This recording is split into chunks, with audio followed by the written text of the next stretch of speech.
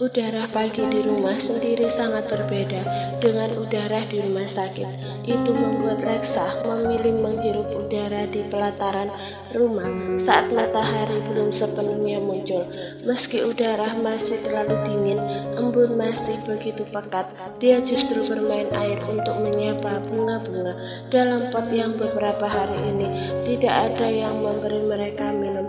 Setelah puas menyapa bunga-bunga, dia kembali naik untuk membersihkan badannya. Kini Lexa memakai bathrobe setelah selesai berendam.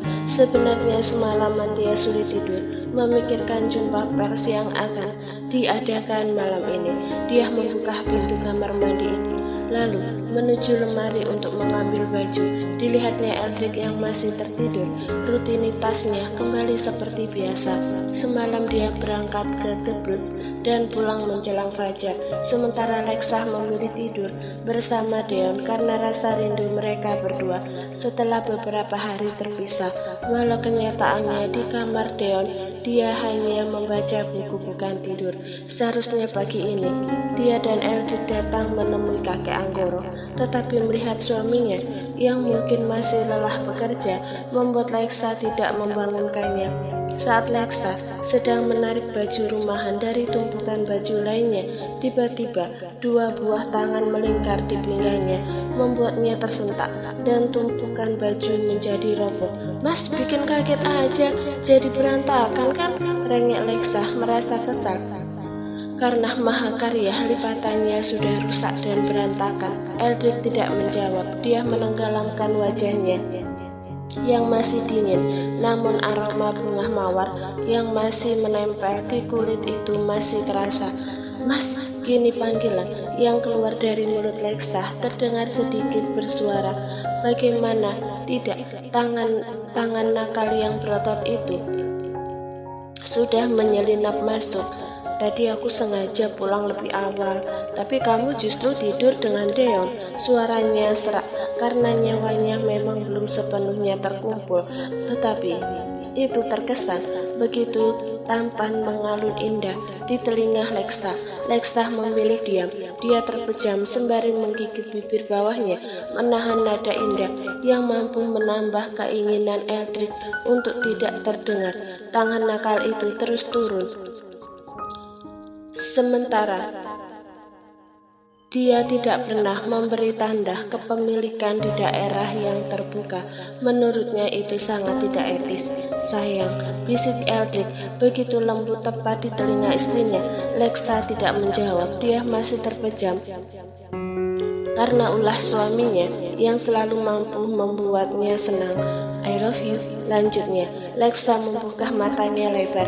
Dia tertegun sejenak, memproses kalimat yang baru dia dengar supaya dapat diterima dengan baik oleh otak dan hatinya.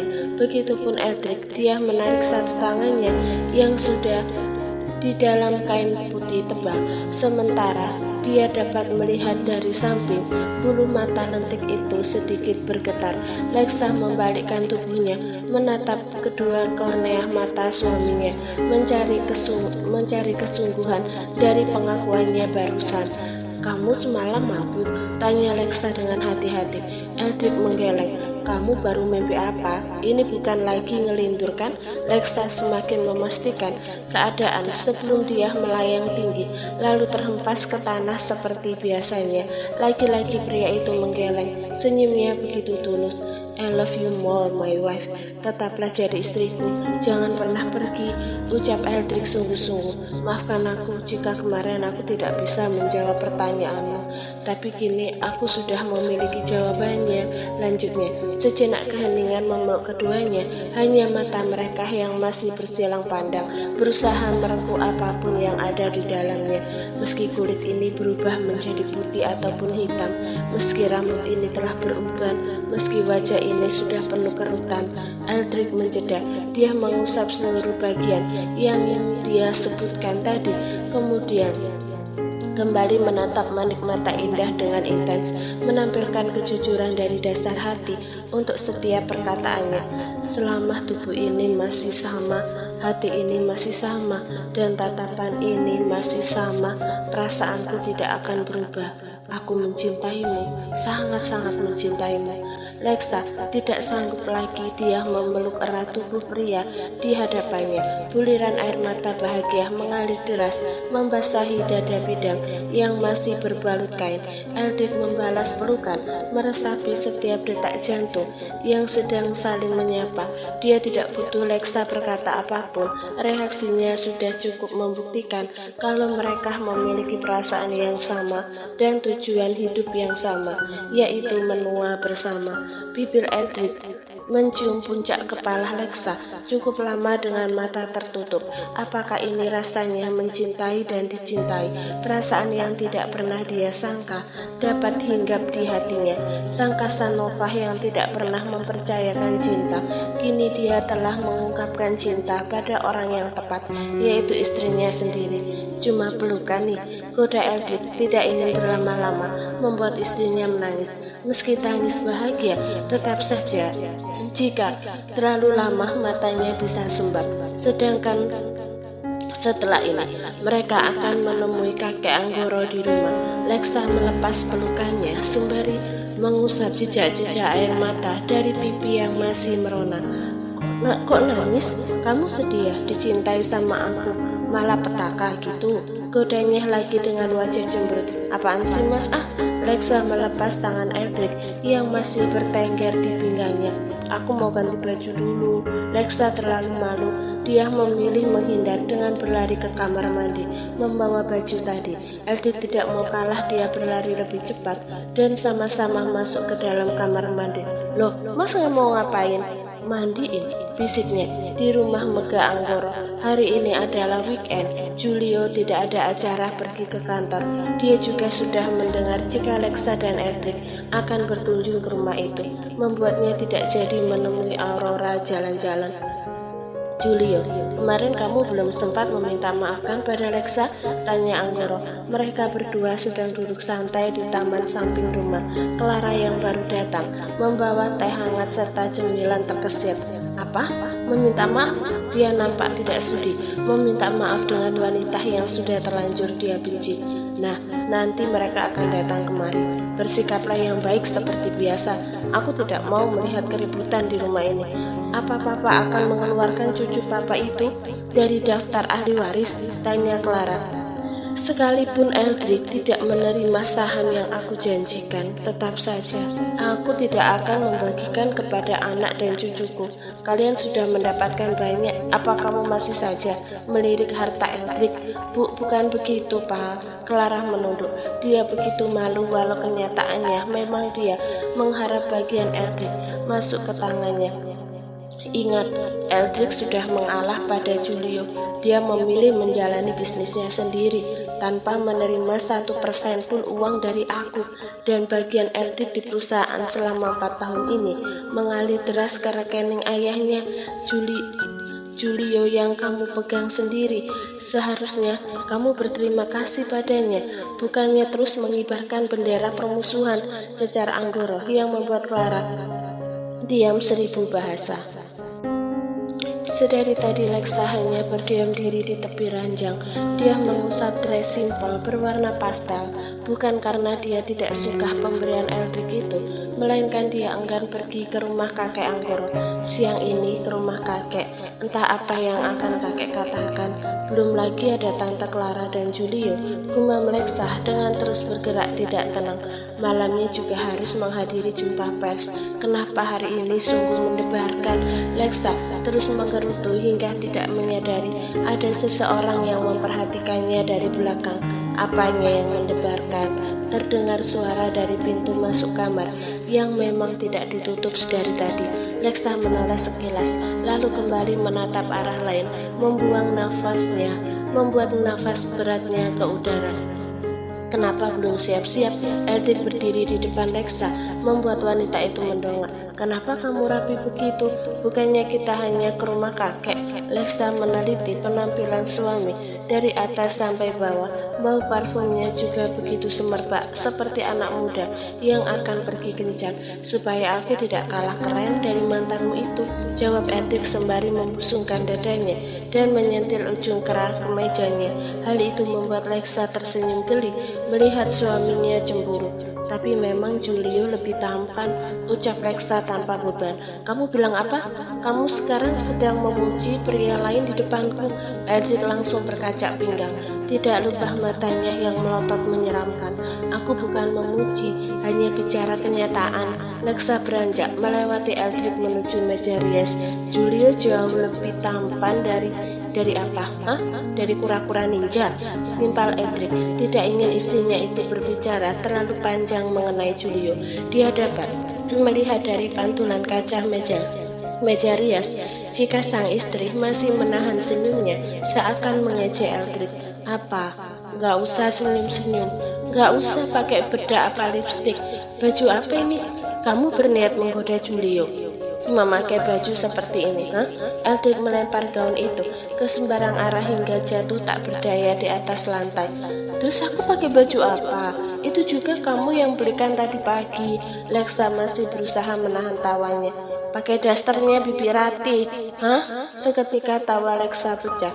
Dia tidak mampu membendung sikap suaminya yang menggelikan jika sedang cemburu. Yang benar saja, menemui kakek mertua memakai daster kebesaran milik Bibi. Kenapa ketawa? Senang lihat suaminya marah-marah. Lexa menggeleng gemas.